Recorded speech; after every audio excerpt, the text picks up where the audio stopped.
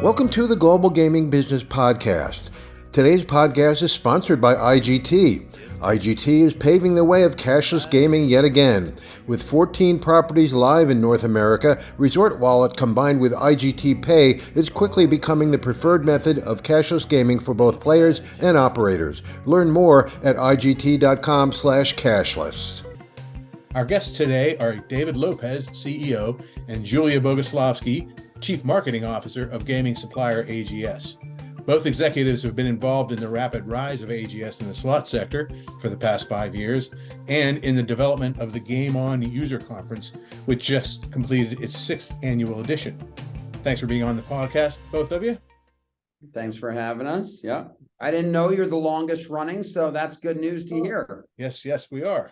You've just completed the 6th annual Game On conference. Let's start by describing the conference and how it came about.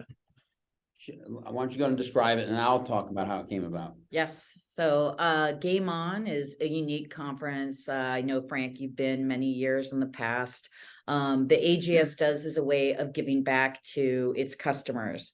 So we've kept it at a size of about 200 or so people total, including AGS folks, speakers, some sponsors, and then a little over 100 customers. And our intention was really to do something that was a way of saying, thank you for our customers, and for their support of AGS, and to also try to advance the industry forward, to offer something where customers could come and they could be sort of, invigorated, right? And learn about topics that are inside the industry, but also outside of the industry. And we kind of thought that was a unique angle too. Like, we will bring in speakers that are talking about disruptive tech and how that affects us as consumers, as parents, as just humanity as a whole sometimes, right? So we did this as a way that we could say, hey, if we're doing our jobs right, we're selling to you guys 364 other days out of the year. But Game On is our opportunity. It's our time for us to say, sit back, have fun, get to know one another, spend time with our team, and hopefully you walk away feeling smarter, and enlightened, and maybe just more curious about certain topics. And I think year after year, we're able to do that. And it comes from sort of that unique blend of speakers and the time and attention that we give to the agenda. Mm-hmm. So the genesis of it, I think you probably know, Julia came to me with sort of this idea, and it wasn't this idea. I had to refine it to be this. It really wasn't what it is today. Actually, she brought me this exact idea, right? And I wasn't a fan of these conferences. You probably know that at this point. But I will admit I reluctantly approved the first year. And the first year was in Miami, and raging success. I was blown away. I wasn't involved in the planning at all. That tells you that these guys are great, and keeping me out of it actually makes it better. But the entire conference was so fantastic. The salespeople said, sorry to the AGA and Reed, but they said it was much more successful in G2E for us, a more powerful event. Having customers for a 2 or 3 day period and not selling. Mm-hmm. That was the trick. Julia said we're not going to sell, and we've stuck to that now for 6 years.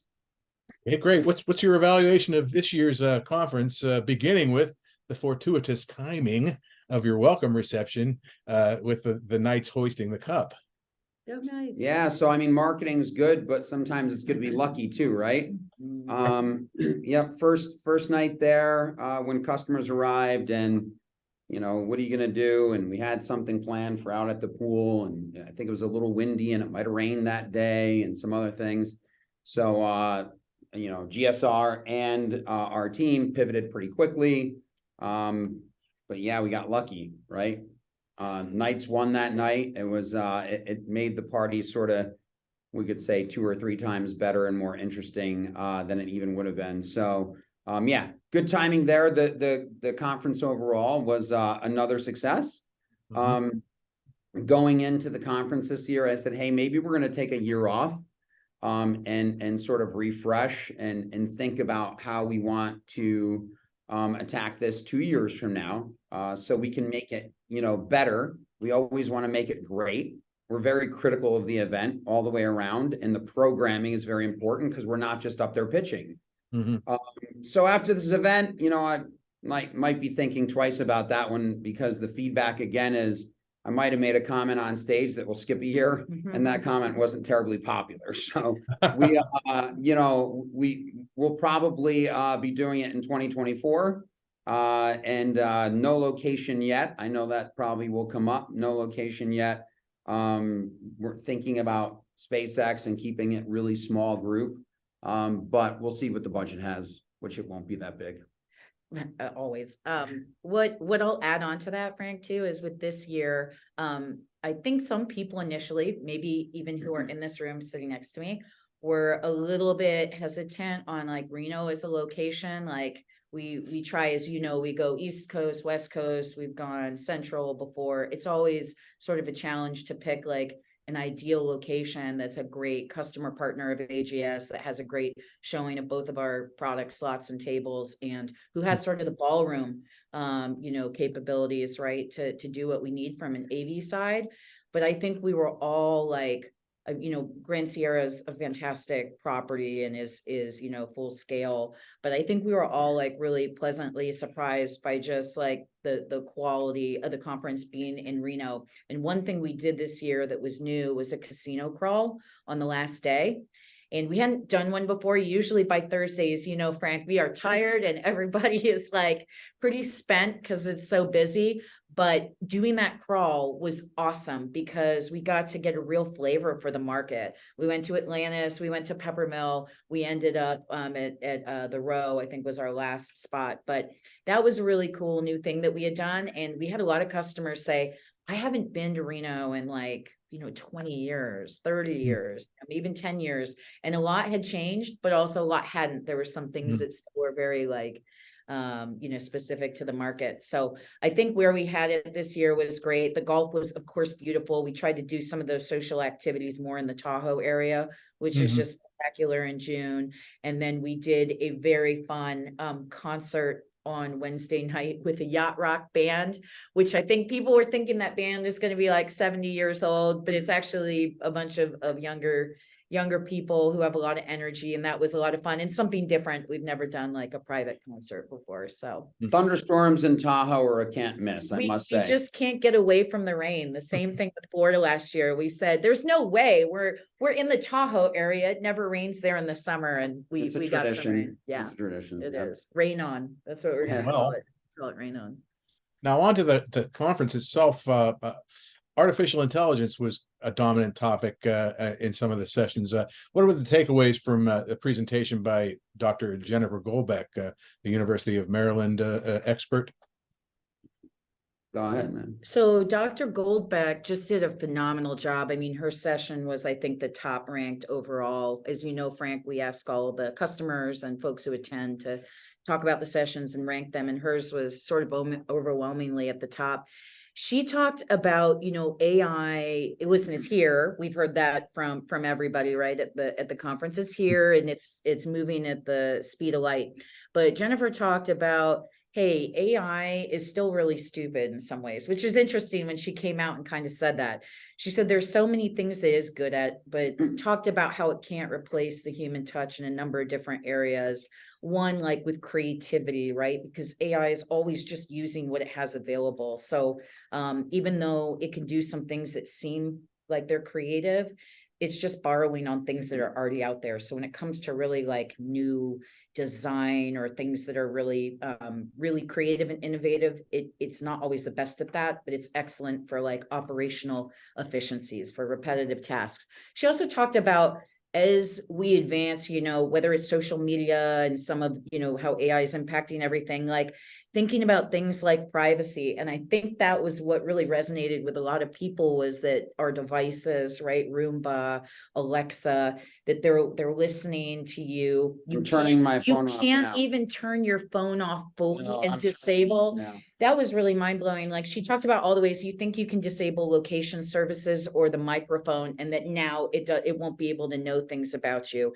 And in case I think you have to actually just smash your phone if you want it to not have so much data about you. And so I think customers were really interested to hear that and to hear that angle. And also social media, when you're liking something or you're following something, what you're actually, the information you're actually telling some of these social media platforms is crazy, right? And you end up getting these hyper personalized ads, and it knows who you're friends with and what your friends are interested in. And that was, the whole session was like, slide after slide. I think people were really like, wow.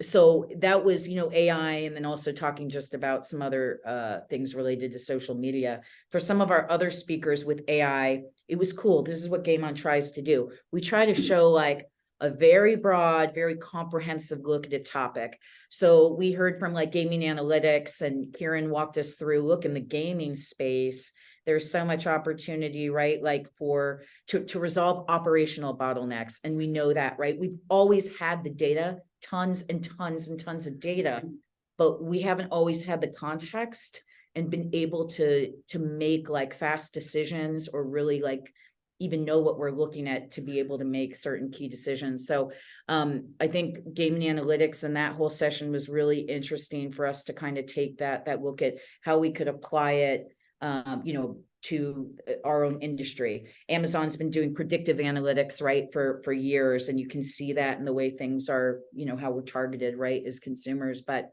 it was I think, a very comprehensive look at how AI, the implications and the applications across a number of different fronts.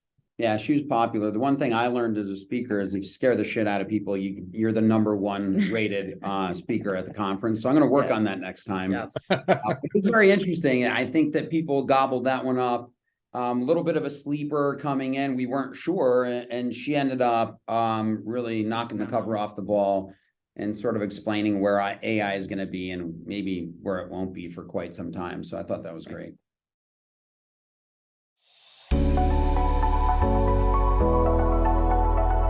Resort Wallet from IGT provides a digital wallet for all your players' gaming and retail needs.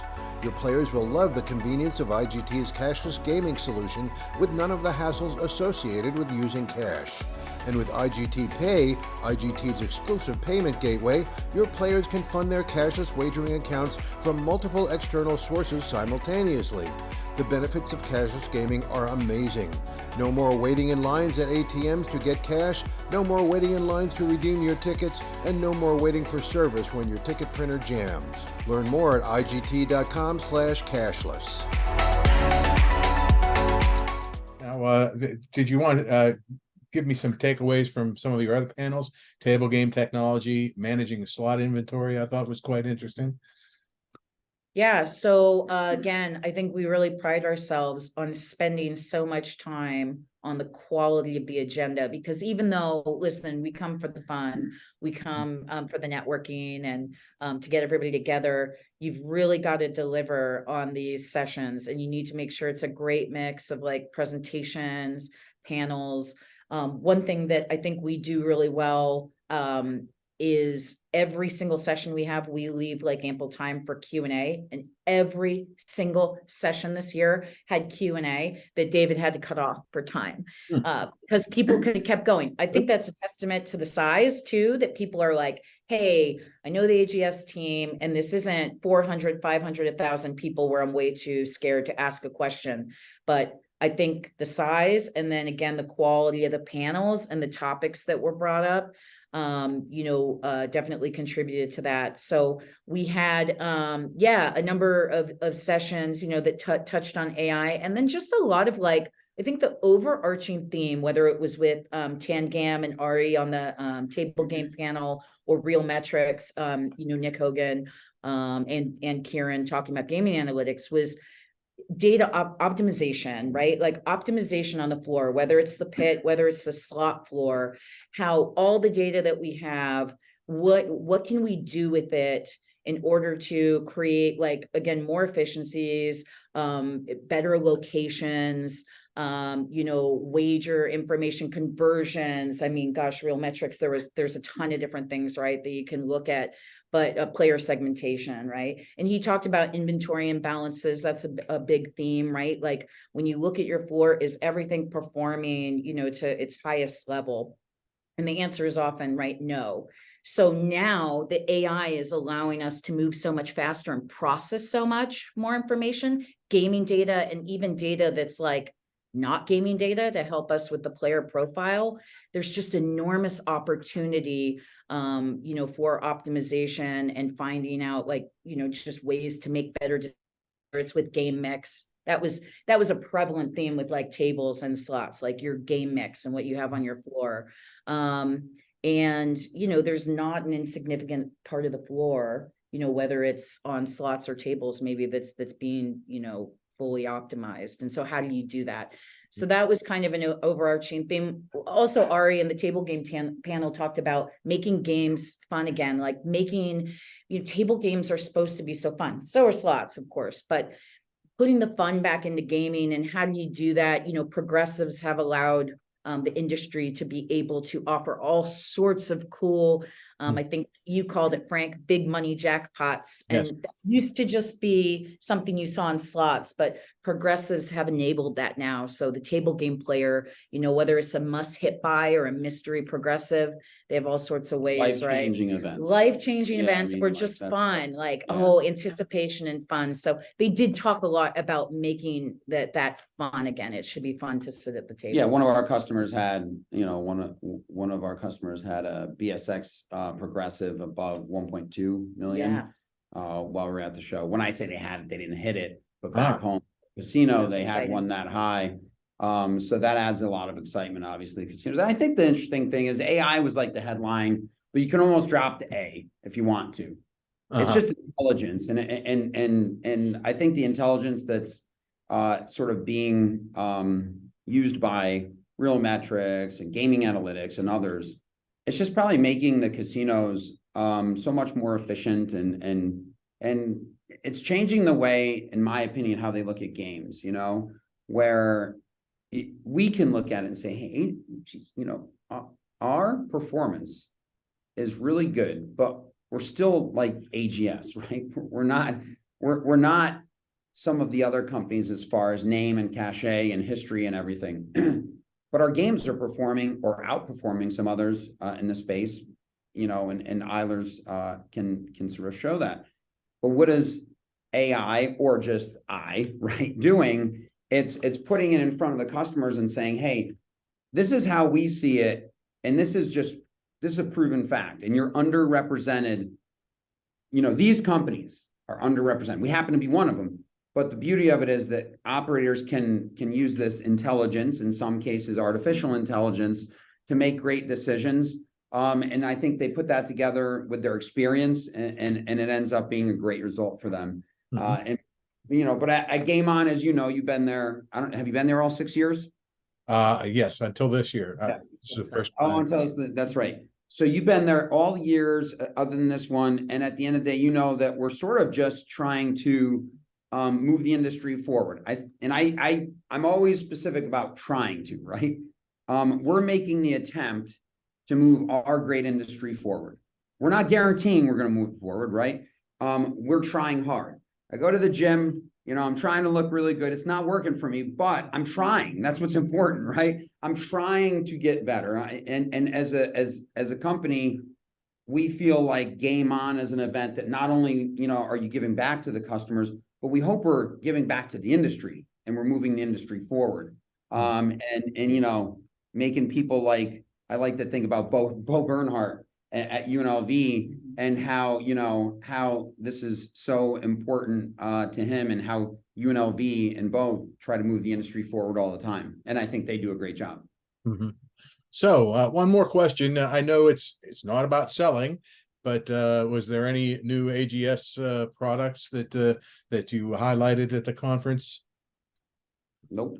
No, I'm joking. So she can talk a little bit about it. I'll give the preamble of, I'm going to reiterate, we don't do any selling at G2E. We do have a small little area with table games, progressives, slot machines. Obviously, we showcased a little bit of Spectra 48 and the products that are performing phenomenally, both there and from the table game progressive point of view. You've been there. That's the space for our customers to leisurely sort of, wander around, grab a sales person, ask some questions. But I think, not to switch direction too much on you, and then Julia can bring it back to your question, is I think the best thing about what we were doing and how we arranged the show this year is we had that like we always do.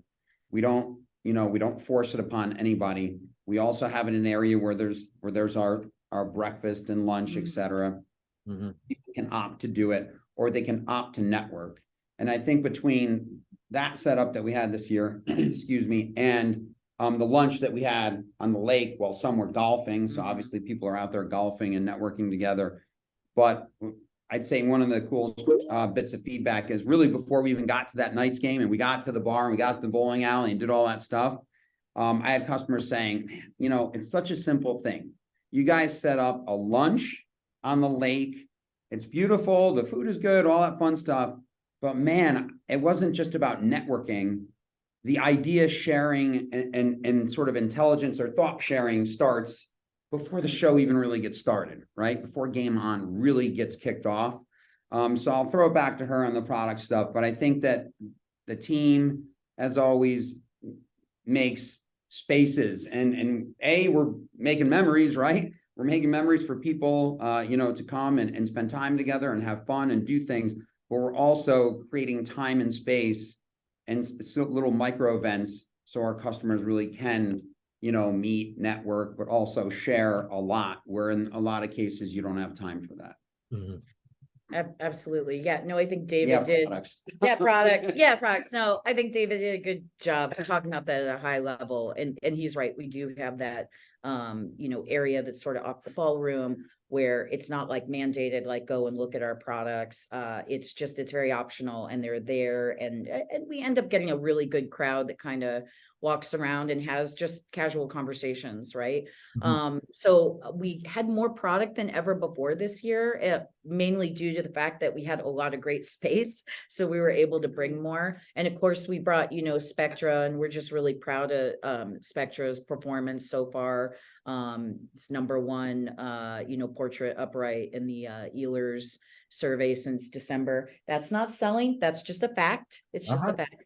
But yeah, the other thing that I think always goes a long way is that if you walk the GSR floor, our product was everywhere, like great showing of slots, great showing of some of our latest table game innovation. And I think that that's really the key, right? It's nice to see something at a trade show or of your own product, but customers had the opportunity to see, firsthand customer players, on the floor and playing our games for real money. So I think that makes a big difference. And it's just sort of a subtle backdrop, right, to the whole conference. Like, hey, we're also surrounded by AGS games. But right. I believe first time I ever saw Bonus Spin Extreme was at Game On. Yeah, that's right. We will bring before it was officially launched. Yeah. And we didn't even try to sell it to you. See, it was great. You did. Well, listen, thanks a lot, Julia and David, for being on the podcast today. And we will look closely to hear about the next Game On and when and where it will be. And we will see you at G2E. Yes, we'll see you there, man. Thanks, Frank. Thanks for joining us for this episode of the GGB podcast, sponsored by IGT. With IGT's Resort Wallet, your players will experience the convenience of digital transactions throughout your resort property. Learn more at IGT.com/cashless. To learn more about the topics discussed today and all the important issues in gaming, check out Global Gaming Business Magazine. For a free virtual copy of the magazine, subscribe at ggbmagazine.com. To stay current with the weekly news of the gaming industry, subscribe to ggbnews.com. Use the coupon code GGB180 for a free subscription. And don't miss a single episode of the GGB podcast. Subscribe on Amazon, Spotify, or Apple Podcasts today. And we'll see you next time on the GGB podcast.